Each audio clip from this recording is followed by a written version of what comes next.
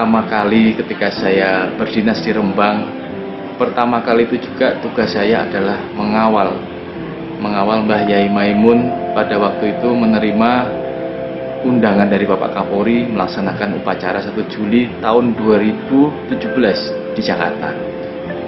Pada saat itu Bapak Kapolda memerintahkan langsung bahwa saya harus mengawal Mbah Yai menuju ke Jakarta dan kami persiapkan protokolernya. Alih-alih kami ingin menghormati Mbah Yai sebagai tokoh besar, tokoh bangsa, ternyata yang saya temukan kebalikannya, bahwa sayalah yang merasa dimuliakan oleh Mbah Yai ketika itu. Bahkan saya ditraktir beliau bercerita banyak tentang Rembang, bercerita banyak tentang kepolisian, harapan-harapan beliau tentang diri polisi dan lain sebagainya.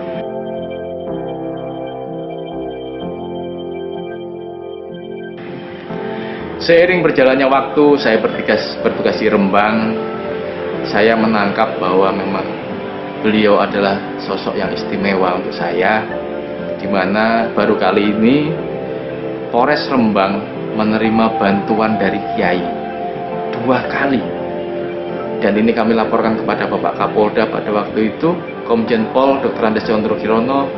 Beliau terpana bahwa bantuan ini adalah bantuan yang langsung diberikan oleh Kiai kepada kami untuk membeli mebeler seluruh Polres Rembang dan Polsek jajaran. Kemudian yang kedua, beliau menginginkan Polres Rembang itu ada tim drum band. Kemudian beliau memberi lagi bantuan kepada kami, dan kami juga laporkan kepada Bapak Kapolda pada waktu itu. Beliau kembali terpana sampai sebegitunya kepedulian dari Mbah Yai untuk bisa melihat teman-teman polisi khususnya di Polres Rembang ini maju, bisa memberikan pelayanan yang baik kepada masyarakat. Terkejut juga ya? Ya, pada waktu itu saya menolak. Saya menolak bukan berarti saya tidak menghargai beliau, tetapi saya takut tidak bisa mengemban amanah dari Mbah Yai. Takut kalau misalnya ternyata kami tidak bisa berbuat seperti yang diharapkan oleh Mbah Yai.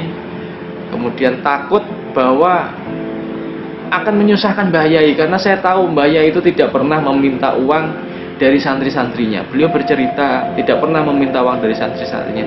Terus yang ada di kepala saya adalah, yang ada di pikiran saya adalah, terus Mbah Yai memberikan dari mana? Ini yang saya pikirkan.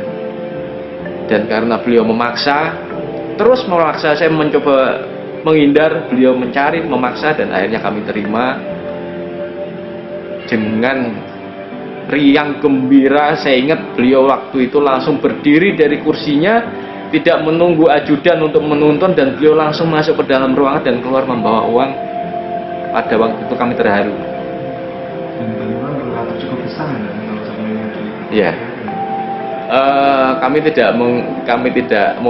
tidak menghitung jumlah, tetapi kalau buat diri saya itu sangat besar sekali untuk bisa membantu. Dan mudah-mudahan inilah yang menjadi bagian dari kebaikan-kebaikan Mbah Yai. Beliau Kiai besar.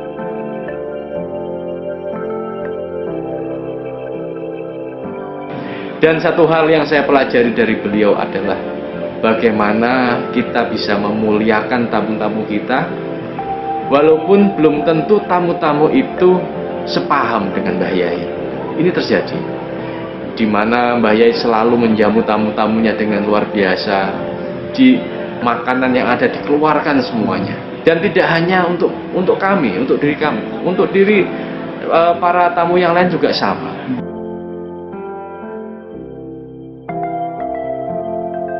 Ketika pada waktu itu saya melihat persis ada santrinya yang kemudian karena tidak sepaham dengan diri Mbah Yai kemudian mengeluarkan argumen dengan kata-kata yang cukup keras, cukup lantang. Mbah Yai hanya terdiam, tersenyum, kemudian memberikan nasihat kepada yang bersangkutan. Ini saya rasa luar biasa untuk Kiai besar sekali Mbah Yai Haji Maimun Zubair almarhum. Beliau bisa menerima apa yang menjadi saran masukan dari santrinya, padahal penyampaiannya menurut saya itu cukup keras. Nah, ini bekal ini yang ingin kami bawa dalam kedinasan selanjutnya.